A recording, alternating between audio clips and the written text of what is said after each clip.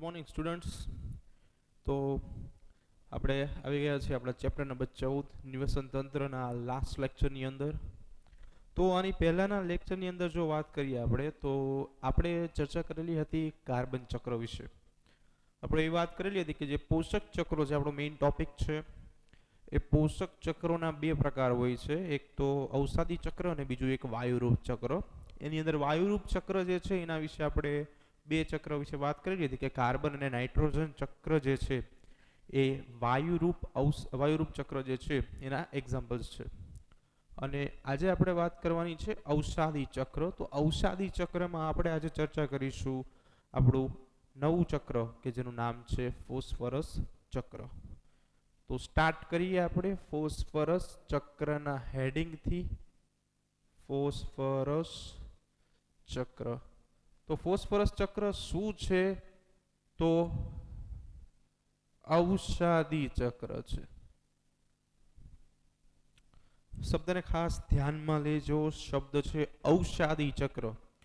અવસાદી ચક્ર જે એક શબ્દ છે, અવસાદન તળિયે જમા થવું, અંગ્રેજીમાં એને રેસિડ્યુ તરીકે ઓળખવામાં આવે. તો જે આ તળિયે જમા થવાની પ્રક્રિયા છે એની ઉપરથી આપણે અવસાદી ચક્રની વ્યાખ્યા સમજશું. તો આ ચક્રની અંદર શું હશે તો કે આપણે જે ઘટકનું ચક્રીયકરણ કરવાનું છે, એટલે કે અહીંયા આપણી પાસે ફોસ્ફરસ છે, તો એ ઘટક જે છે એ જમીનની અંદર અથવા તો કોઈ કુદરતી સંસાધનોની અંદર સંગ્રહિત થયેલો હશે અને ત્યાંથી આપણે એને સજીવો સુધી પહોંચાડવાનો છે અને છેલ્લે આપણે અહીંયાથી તે ફરી વખત એટલે કે સજીવોમાંથી ફરી વખત આપણે જમીનમાં એને પાછો મોકલવાનો છે, સંતુલન સ્થાપી શકાય એટલા માટે. બીજી એક વાત કે બુકની અંદર જે છે ને તમને આવું એક સાયકલ આપવું છે. હવે ઘણા વિદ્યાર્થીઓને ખબર નથી પડતી કે આ ચક્ર સ્ટાર્ટ ક્યાંથી કરવું ને પૂરું ક્યાંથી કરવું, બીકોઝ એરા જે છે ને એ આમથી આમ જતા જાય છે, બરાબર છે. તો એનું પણ સોલ્યુશન છે આપણી પાસે. સૌથી પહેલાં આપણે આ ફોસ્ફરસ ચક્રની થોડી ઘણી સામાન્ય માહિતી મેળવી લઈએ. તો પ્રશ્ન એવો થાય કે ફોસ્ફરસ ચક્ર સજીવો માટે કેમ ઉપયોગી છે? તો એનો સીધો જવાબ જે છે એ સજીવોમાં ફોસ્ફરસની અગત્યતા ઉપરથી આપણે નક્કી કરી શકાય, બરાબર છે. કઈ કઈ અગત્યતા છે સજીવોમાં ફોસ્ફરસની? તો વાત કરીએ ફોસ્ફરસની કેટલીક અગત્યતા અથવા તો ઉપયોગિતા અથવા તો સજીવોમાં ફોસ્ફરસની ભૂમિકા, બરાબર છે. સ્ટાર્ટિંગ આપણે અહીંયાથી કરીએ. તો સૌથી પહેલા જ વાત કરીએ તો જે જૈવ પટલો છે, જૈવિક પટલો મોટાભાગે ઘણી વખત તમને અભ્યાસ કરેલો હોય કે એ પણ ફોસ્ફરસના બનેલા હોય છે.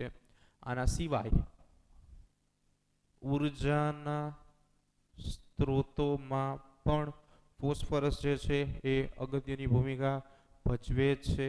આના સિવાય ન્યુક્લિક એસિડના બંધારણમાં પણ ફોસ્ફરસ આવેલો હોય છે.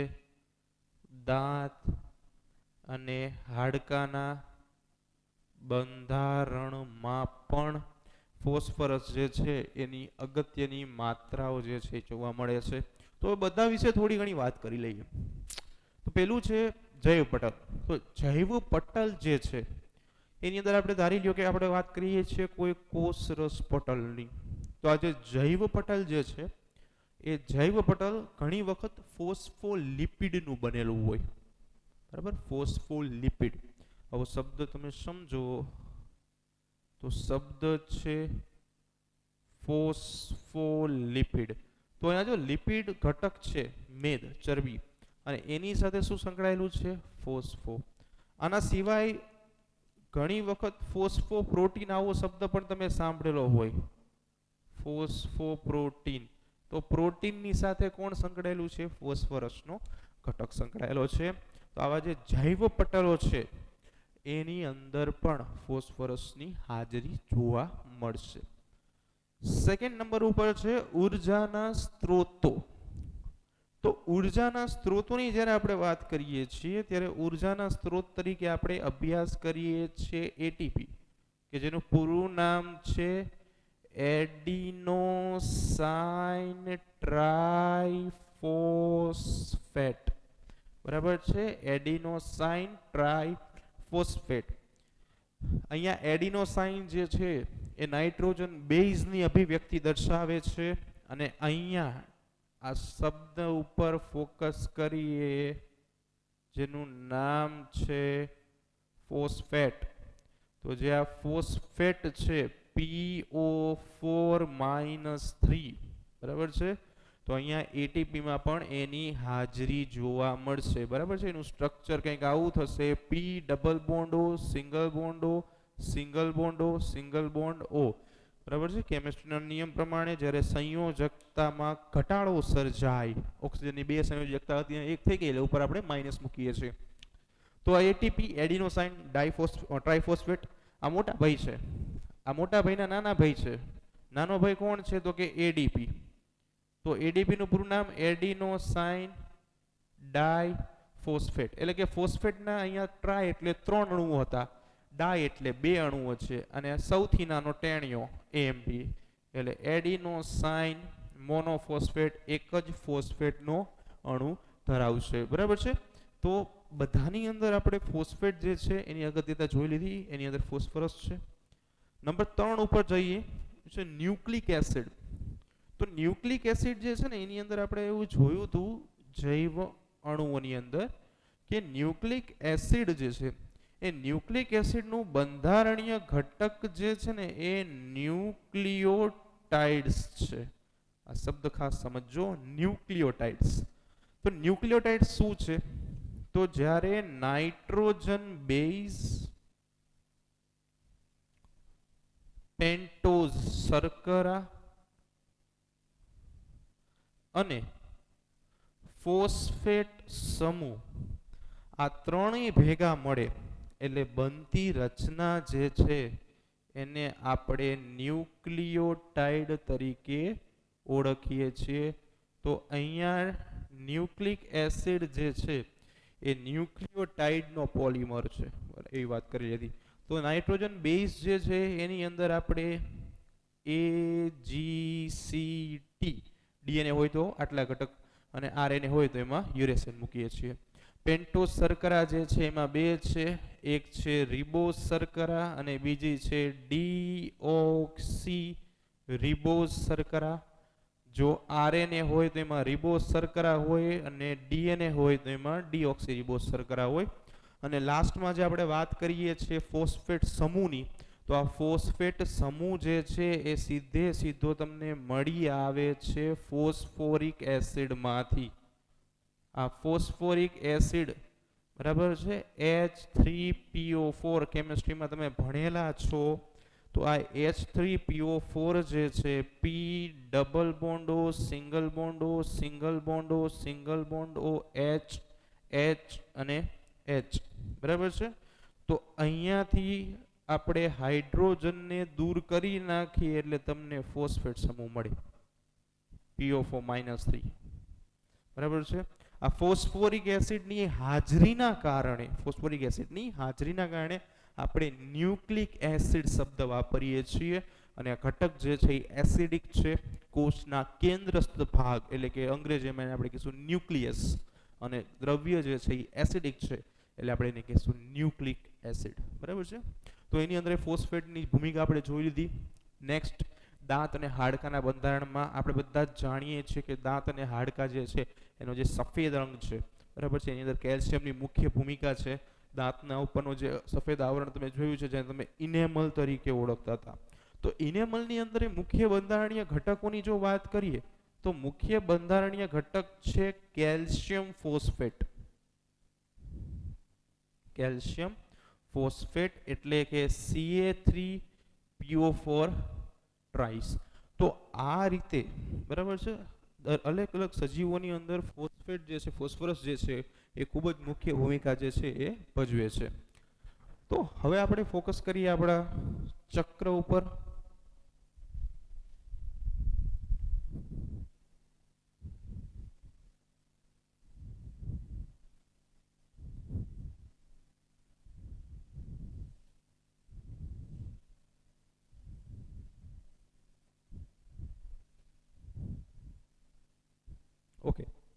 જો હવે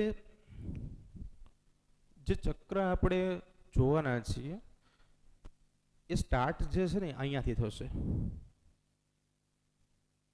સ્ટાર્ટ, બરાબર છે.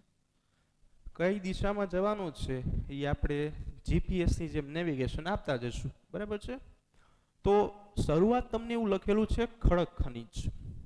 આનો અર્થ એવો છે કે જે ફોસ્ફેટનો જથ્થો જે છે એ સામાન્ય રીતે પર્વતોની તળિયાના જે તળેટીના ભાગો છે, બરાબર છે, ખડકો છે, એની અંદર સંગ્રહાયેલો છે. એટલે ખડક ખનિજ શબ્દ આપણે વાપરેલો છે. તો આ ખડકોની અંદર શું છે? ફોસ્ફેટનો જથ્થો સંગ્રહાયેલો છે.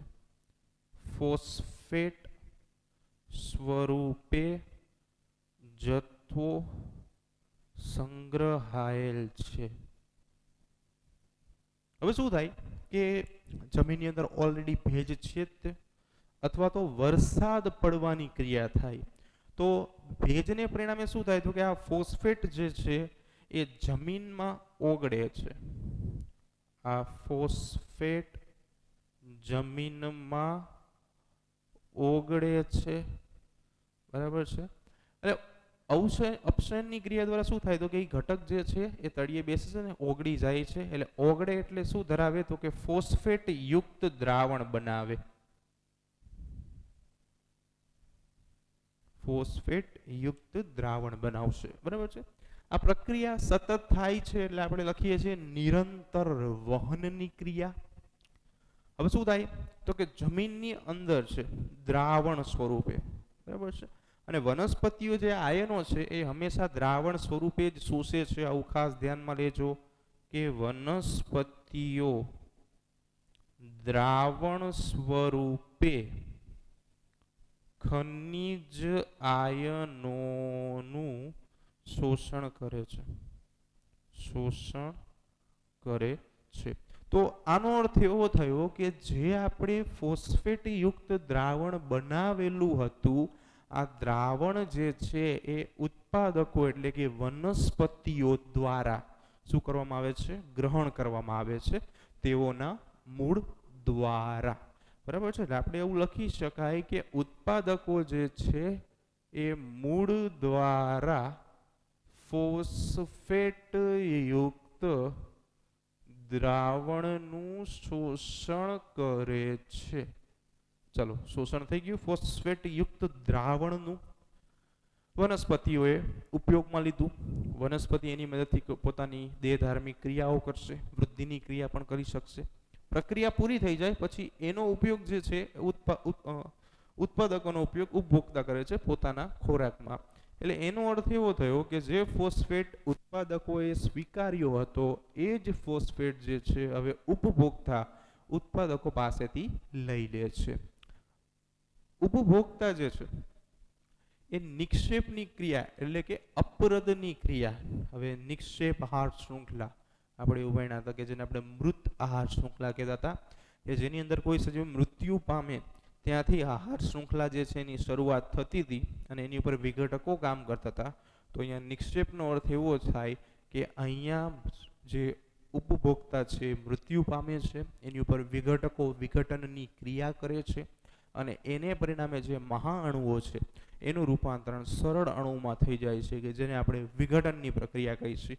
અને આ વિઘટનની પ્રક્રિયા જે છે એને પરિણામે ફરી વખત આ જે નાના નાના ઘટકો જે છે એ છૂટા પડી જાય છે અને ફરીવાર એ જમીનની અંદર દ્રાવણ બનાવે છે. આપણે કાલે પણ ચર્ચા કરેલી હતી કે કોઈ પણ મોટામાં મોટો અણુ હોય, કોઈ પણ જૈવ અણુઓ જે છે બાયોમોલિક્યુલ્સ, તો આ બાયોમોલિક્યુલ્સ જે છે કે જેને આપણે જૈવ અણુ તરીકે ઓળખીએ છીએ, એના મુખ્ય બંધારણીય ઘટકની અંદર શું હોય તો કે એની અંદર કાર્બન, હાઇડ્રોજન, ઓક્સિજન અને નાઇટ્રોજન હોય અને ઓછી માત્રામાં સલ્ફર અને ફોસ્ફરસ જે છે જેવા કેટલાક ઘટકો જે છે એ તમને જોવા મળે. તો આ ઘટકો જે છે મોટા અણુનું રૂપાંતરણ નાના અણુમાં થઈ જાય અને અહીંયા આપણે માત્ર વાત કરીએ છીએ ફોસ્ફરસની. હવે બીજી એક વાત કે અહીંયા જ્યારે વિઘટનની ક્રિયા થાય છે ત્યારે ફોસ્ફેટમાંથી ફોસ્ફરસ મુક્ત થાય છે અને તળિયે જમા થઈ જશે, એટલે કે પાછો ખડક ખનીજની અંદર જમા રહેશે. બરાબર છે. તો આખે આખી આપણે સ્ટાર્ટ જે છે અહીંયાથી કરેલું હતું, ત્યારબાદ આપણે અહીંયા ગયા, ત્યારબાદ આપણે આ દિશામાં આગળ વધી ગયા, પછી આ બાજુ ગયા અને પછી આ રીતે ગયા. આમાં એક પોઈન્ટ જે છે ને કચરો પડવો એ આપણે સાઈડમાં રાખ્યો છે કેમ કે સમજવા માટે. જો હવે કચરો પડવો એ અર્થ શું કહેવા માંગે છે, તો જનરલી શું હોય કે પ્રાણી જ્યારે મૃત્યુ પામે તો એને આપણે એના મૃતદેહો કહીએ, ડેડ બોડીઝ. બરાબર છે કે પ્રાણી છે કોઈ એક્સપાયર થઈ જાય છે, એ મૃત્યુ પામે છે, તો જે એનું દેહ છે એને ડેડ બોડી તરીકે આપણે ઓળખીએ છીએ. ઓકે. હવે એવી જ રીતે વનસ્પતિની વાત કરીએ તો વનસ્પતિઓ જે છે, ઉદાહરણ તરીકે કોઈ વૃક્ષ છે, એ વૃક્ષ ઉપર અમુક પર્ણો જે છે પાંદડાઓ એ ખરી પડે છે. તો એ જે ખરી પડે છે, શુષ્ક થઈ ગયેલા પાંદડાઓ જે જમીનમાં પડે છે, તો અહીંયા આ પોઈન્ટ જે છે એને કચરો પડવો એવી રીતે ધ્યાનમાં લેવાનું છે. એટલે કે પર્ણ જે છે જમીન ઉપર પડશે તો જમીનની અંદર રહેલા વિઘટકો આ મૃત પર્ણ જે છે એની અંદર રહેલા ઘટકો જે છે એનું પાચન કરી નાખશે અને જે મહાઅણુઓ જે છે એનું રૂપાંતરણ સરળ અણુઓમાં કરી નાખશે અને ત્યારબાદ મુક્ત થતો ફોસ્ફેટ જે છે એ પાછો ક્યાં જશે, જમીનની અંદર જશે. બરાબર છે. હવે એક બીજી વાત કે આ જે ચાર્ટ જે છે જે તમારે એક્ઝામમાં દોરવાનો જ છે, પણ આ ચાર્ટને થોડુંક ઇઝી ફોર્મમાં આપણે બનાવવો હોય તો સાયક્લિક એટલે કે ચક્રીય અવસ્થામાં આપણે બનાવી શકાય કે જેની મદદથી તમને બહુ જ સરળતાથી યાદ રહી શકે અને તમે એક્ઝામમાં પ્રોપર વેથી લખી પણ શકો. તો આપણે એ ચાર્ટ જે છે અહીંયા ડ્રો કરીએ છીએ, આપણે આની ઉપરથી ડ્રો કરવાનો છે એટલે બહુ જ ઇઝી પડશે. તો જો શરૂઆત આપણે હંમેશા કરીએ છીએ ખડક ખનીજથી, જ્યાંથી સ્ટાર્ટ કરવાનું છે. બરાબર છે. અહીંયાથી આપણે સ્ટાર્ટ કરશું. તો અહીંયા આપણી પાસે છે ખડક ખનીજ. બરાબર છે. ખડક ખનીજ વિશે આપણે એવું કીધેલું હતું કે ફોસ્ફેટ જે છે એ આની અંદર સંગ્રહિત રહેલો છે. હવે ભૂમિની અંદર રહેલું દ્રાવણ એટલે કે ભેજ અથવા તો વરસાદની ક્રિયા જે છે કે જેમાં ધોવાણની ક્રિયા થાય, તો આ ધોવાણને પરિણામે શું થાય છે, તો કે ધોવાણની ક્રિયા થાય એટલે કે અપક્ષયનની ક્રિયા દ્વારા એનું રૂપાંતરણ ભૂમિય દ્રાવણમાં થાય છે. તો અહીંયા આપણે લખીશું ભૂમિય દ્રાવણ કે જે જમીનની અંદર સંગ્રહિત થયેલું છે. તો આ જે પ્રક્રિયા છે એને આપણે શેના તરીકે ઓળખીએ છીએ, અપક્ષયનની ક્રિયા દ્વારા. તો અહીંયા આપણે લખીશું અપક્ષયનની ક્રિયા. બરાબર છે. ઓકે. હવે શું થાય છે તો કે ભૂમિય દ્રાવણ જે છે એ કોણ ગ્રહણ કરે છે, તો કે ઉત્પાદકો જે છે એ ગ્રહણ કરશે. એટલે અહીંયા આપણે પોઈન્ટ લખીશું ઉત્પાદકો કે જેને આપણે પ્રોડ્યુસર્સ તરીકે ઓળખતા હતા. બરાબર છે. તો ઉત્પાદકો જે છે એ ગ્રહણ કરશે. એટલે અહીંયા આપણે એક બીજો પોઈન્ટ લખીશું કે ગ્રહણની ક્રિયા, સ્વીકારવાની ક્રિયા જે છે એ અહીંયા થશે અને સાથે સાથે આ પ્રક્રિયા જે છે એ કેવી છે, સતત ચાલતી પ્રક્રિયા છે. એટલે આપણે અહીંયા લખીશું નિરંતર વહન. નિરંતર વહન. બરાબર છે. ચલો ઉત્પાદકો સુધી પહોંચી ગયા છીએ. હવે શું થાય છે, એ જે ઓલો પોઈન્ટ છે ને કે કચરો પડવો, એને આપણે પછી લેશું. ઉત્પાદકોમાંથી ક્યાં જશે ઘટકો, તો કે ઉત્પાદકોમાંથી ઘટકો જશે ઉપભોક્તાઓ પાસે. ઓકે. ચાલો હવે ઉપભોક્તાઓ જે છે એ ઉપભોક્તાઓ એનો ઉપયોગ કરે છે. હવે ઉપભોક્તાઓ પાસેથી ઘટકો ક્યાં જાય છે, તો કે નિક્ષેપમાં. બરાબર છે. ચાલો તો અહીંયાથી આપણે અહીંયા લખીશું નિક્ષેપ કે જેને બીજા શબ્દમાં આપણે અપરદ તરીકે ઓળખીએ છીએ. બરાબર છે. આખું ચક્ર જે છે. ઓકે. નિક્ષેપ કે અપરદ તરીકે. હવે અહીંયા શું થાય છે તો કે પાછા વિઘટનની ક્રિયા થાય છે. બરાબર છે.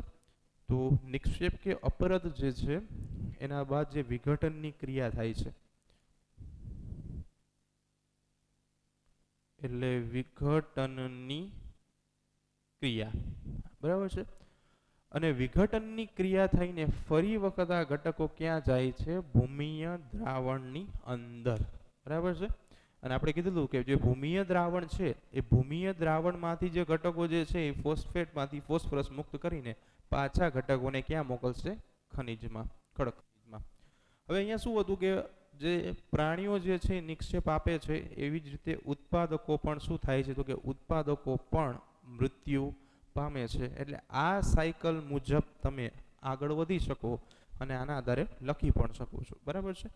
એટલે કે ભૂમિય દ્રાવણનો જે ભાગ છે, ખડક ખનિજમાંથી ભૂમિય દ્રાવણ બન્યું, ધીમે ધીમે આગળ વધ્યું અને છેલ્લે ભૂમિય દ્રાવણ વિઘટનની ક્રિયાથી ઘટકો જે છે જમીનમાં જશે અને ત્યાંથી પાછા ખડકોની અંદર ફોસ્ફેટ સ્વરૂપે વધારાના ભાગો જમા થશે, બરાબર છે. તો આ વાત હતી આપણી ફોસ્ફરસ ચક્રની.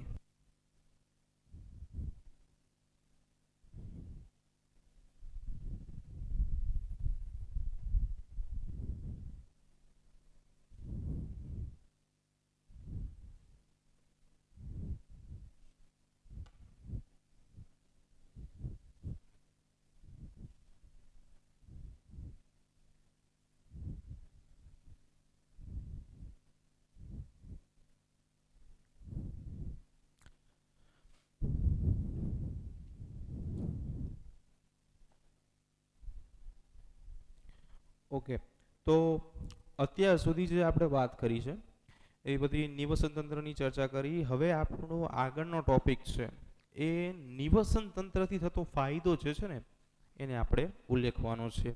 તો પોઈન્ટ છે, તમને ટોપિક આ રીતે આપેલો છે કે નિવસન તંત્રની સેવાઓ. પ્રશ્ન પણ આ રીતે પૂછાય કે નિવસન તંત્રની સેવાઓ જે છે એ વર્ણવો. તો જો સૌથી પહેલા તો નિવસન તંત્ર જે છે, સ્થળ જ હોય કે જલદ નિવસન તંત્ર હોય, એ કેવી રીતે મનુષ્યને ઉપયોગી છે એવા થોડા પોઈન્ટ્સની આપણે ચર્ચા કરીએ અને પછી એનો ડિટેલમાં અભ્યાસ કરીએ. તો સૌથી પહેલા તે વાત કરીએ તો કેટલીક આર્થિક રીતે નિવસન તંત્ર જે છે મનુષ્યને ઉપયોગી છે. આના સિવાય પર્યાવરણ લક્ષી, નંબર 3 ઉપર સૌંદર્ય લક્ષી, બરાબર. આના સિવાય નંબર 4 પૂર સામે રક્ષણ, વરસાદ લાવવું, વાયુઓની માત્રા વાતાવરણમાં જાળવવી, બરાબર છે. નંબર 7 જમીન ફળદ્રુપ બનાવવી,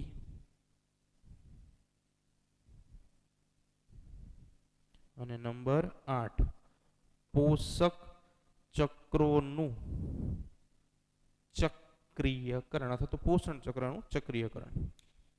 તો શરૂઆત આપણે જોઈએ, થોડાક 8 પોઈન્ટ લખેલા છે, બીજા હમણાં લઈશું આપણે ધીમે ધીમે. કે આર્થિક રીતે નિવસન તંત્ર કેવી રીતે ઉપયોગી છે એની વાત કરીએ તો જે જંગલી પેદાશો છે,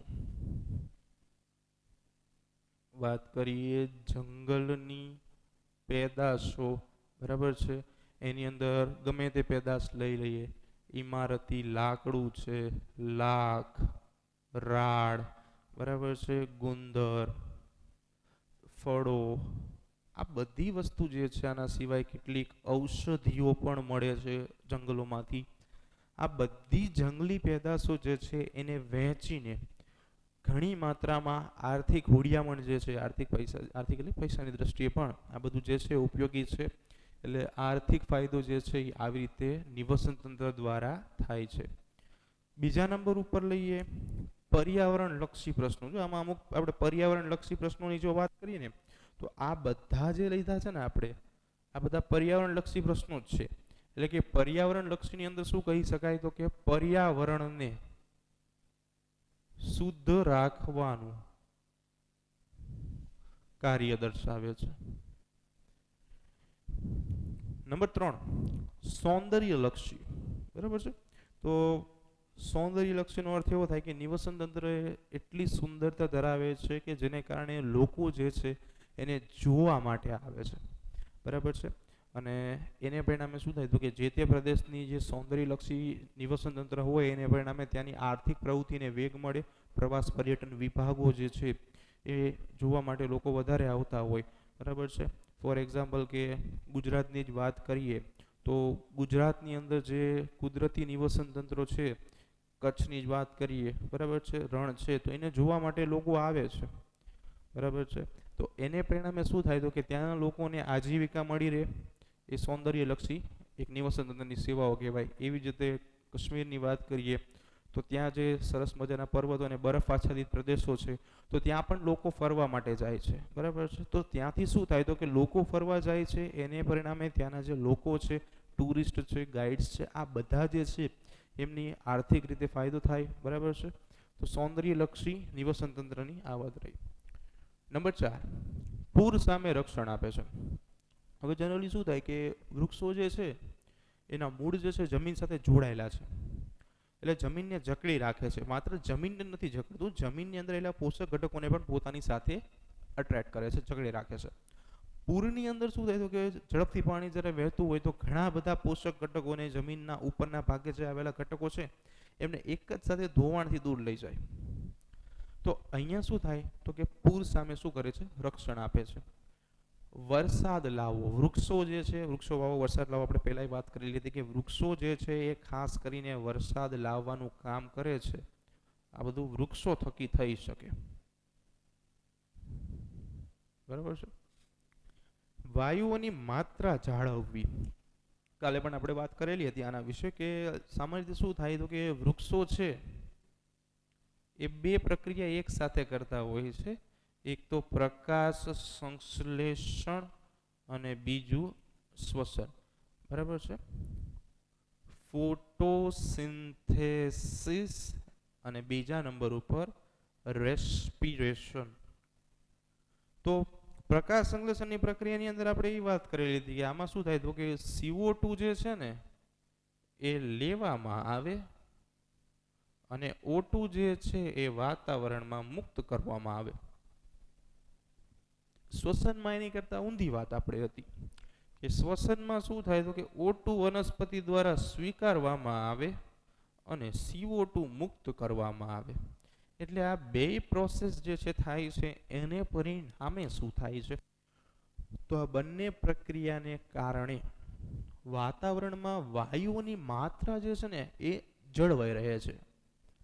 જમીનને ફળદ્રુપ બનાવી તો પોષક ઘટકો જે છે વનસ્પતિના ચક્રીયકરણ દ્વારા એનો ઉપયોગ કરે છે, જેને પરિણામે શું થાય તો કે જમીન જે છે એ ફળદ્રુપ બને છે.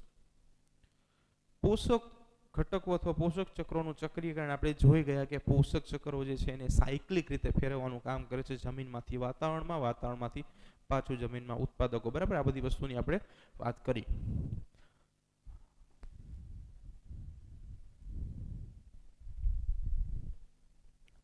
હવે બીજી એક વાત કે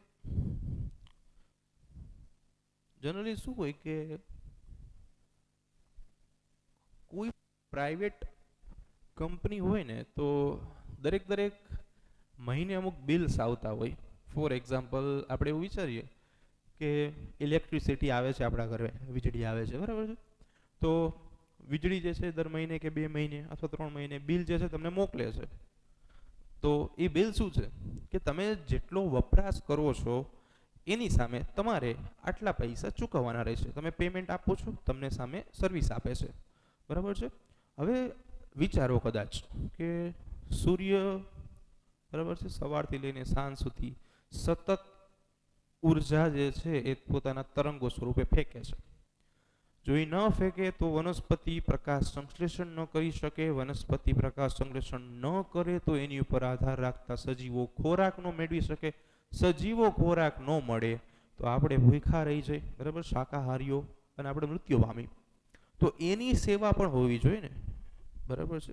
બીજી એક વાત કે તમે પાણીની કોઈ બોટલ લેવા જાઓ તો એનો અમુક પ્રાઇસ જે છે એ નક્કી છે, પણ વરસાદમાં અનલિમિટેડ પાણી મળે છે. અહીંયા કોઈ ગણીને નથી આપતું કે ભાઈ સુરેન્દ્રનગર ઉપર 50 લીટરનો જ વરસાદ કરજો, બરાબર છે. તો આ બધાના કંઈક ને કંઈક મૂલ્યો હોવા જોઈએ ને.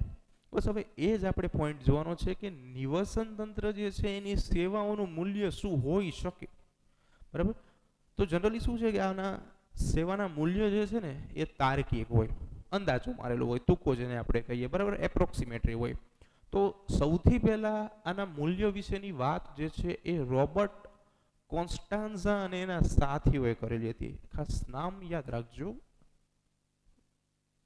રોબર્ટ કોન્સ્ટાન્ઝા અને તેમના સાથીઓ.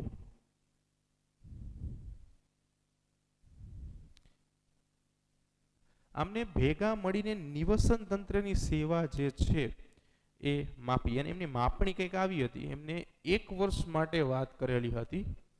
તો 1 વર્ષ માટે કેટલી નિવસન તંત્ર સેવા જે છે એનું મૂલ્ય થાય, તો એમને 33 ટ્રિલિયન US ડોલર, એટલે કે અમેરિકન ડોલર જે છે એટલી દર્શાવે. એટલે એવું કહેવા માંગે છે કે 1 વર્ષ દરમિયાન જો નિવસન તંત્ર આપણને સેવા આપે છે તો એનું મૂલ્ય જે છે એ 33 ટ્રિલિયન US, એટલે કે અમેરિકન ડોલર જેટલું થવું જોઈએ. અમેરિકન ડોલર જેટલું થવું જોઈએ. બરાબર છે. 1 વર્ષ માટે અંદાજિત છે, પણ આપણે આના માટે 1 રૂપિયો ચૂકવતા નથી. બરાબર છે, મફતમાં મળે છે. બીજી એક વાત કરી કે કદાચ આ પેમેન્ટ આપણે ચૂકવવાનું થાય તો કેવી રીતે થઈ શકે. તો જો બીજી એક એમને એક શોર્ટ નેમ જે છે બુકની અંદર, જેને આપણે ફૂલ નેમમાં યાદ રાખવાનું છે, GNP. બરાબર છે, ખાસ ધ્યાન આપજો. Gross national product. બરાબર છે. આ GNP જે છે એનું પૂરું નામ છે. આ GNP નું જે મૂલ્ય છે એ માત્ર 18 ટ્રિલિયન અમેરિકન ડોલર છે. તો તમે વિચારી શકો છો કે કેટલો વાઇલ્ડ ડિફરન્સ છે. બરાબર છે. અહીંયા આપણી પાસે 33 ટ્રિલિયન US ડોલર છે અને અહીંયા આપણી પાસે 18 ટ્રિલિયન US ડોલર છે. બરાબર છે. તો કેટલું વધારે કહી શકાય. પણ આ બધી સેવાઓ જે છે GNP કરતાં પણ એનું મૂલ્ય જે છે એ વધારે છે. તમે કોઈ પણ નેશનલ પ્રોડક્ટ્સનું જે મૂલ્ય છે, કુલ મૂલ્ય, એની કરતાં પણ વધારે જે છે મૂલ્ય માત્ર નિવસન તંત્ર આપણને આપે છે, અવિરતપણે આપે છે અને વિના મૂલ્યે આપે છે. બરાબર છે. તો ટકાવારીમાં થોડુંક મૂલ્ય જોઈ જોઈએ, કયા કયા ભાગમાં શું મૂલ્ય મળે છે. તો વાત કરીએ સૌથી પહેલા નિવસન તંત્રના કેટલાક ટકાવારી મૂલ્યોની. અહીંયાથી જ કરીએ, નાનો એવો ટોપિક છે સરસ મજાનો. તો 50% જે છે, 50% સેવા માત્ર મૃદા સંગઠનને જ મળે છે. એટલે અહીંયા આપણે જમીનની વાત કરીએ છીએ. 50% જેટલી નિવસન તંત્રની જે સેવા છે, સૌથી વધારે ભાગ જે છે એ સેવાનો જમીન જે છે એ લઈ જાય છે.